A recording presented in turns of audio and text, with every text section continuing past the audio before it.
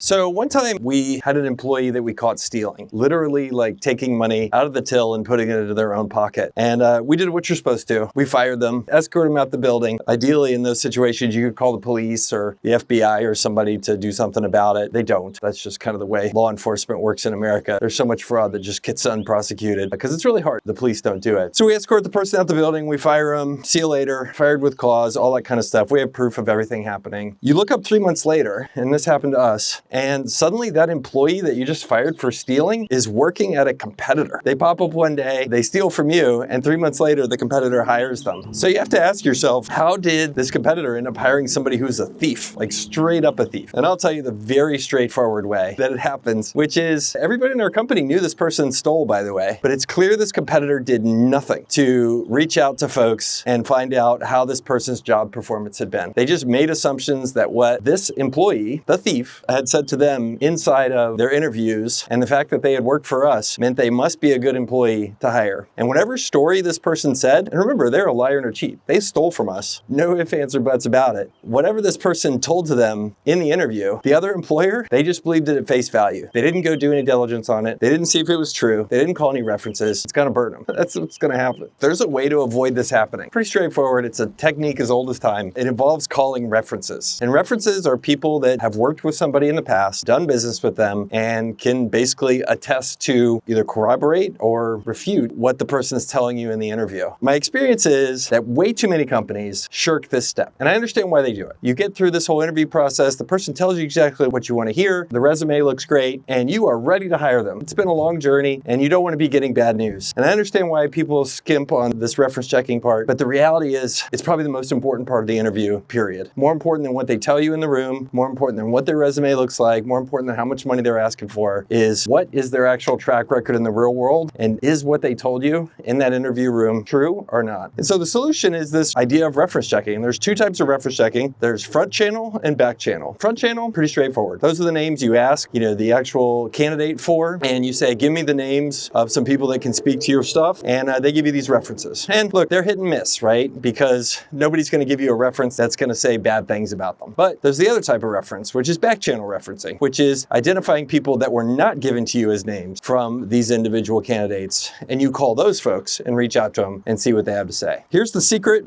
with all of these folks. High-performing employees and high-performing people have a ton of people that will say great things about them. The people that are middle of the road or not that good or bad people, you won't get calls back. And this is where there's like just such a huge opportunity. And this gap that I see over and over again is companies are not doing this. They don't go through and do the hard work to make sure they can get somebody that's a good person. And ultimately, like, you end up with kind of what we ended up with, which is somebody who's a thief. I feel sad for these other companies that end up with them, but it also says something about the quality of those companies. In the end, you got to do this homework, and you got to make reference checking a huge part of what it is to vet and bring on great people. And they're hard to find. I mean, frankly, they are. But it's all worth it, and it's hard work, so you got to do it. Let me know what you think in the comments below. Thanks for being here, and call references. It'll save your life, promise.